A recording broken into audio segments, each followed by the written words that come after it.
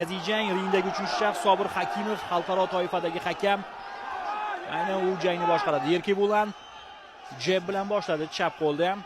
Nikulin kuzatyapti jarayonni. Yana jeb Nikulindan. Erki Bulanning zarbalarini ko'ryapsiz. Bunisi havoda qolib ketdi. Xo'sh. Chap qo'l, Erki Bulanning zarbasi kuchli chiqdi.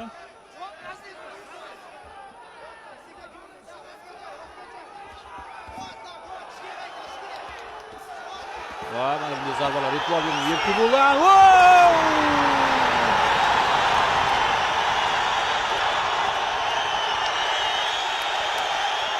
Knockdown holati.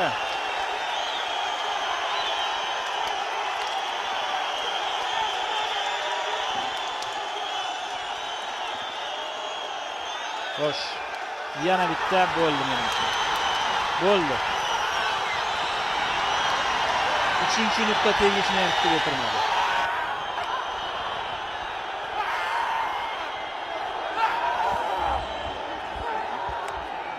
Все долго ждали. На первой минуте 20 секунде победу нокаутом одержал Erki Bulan.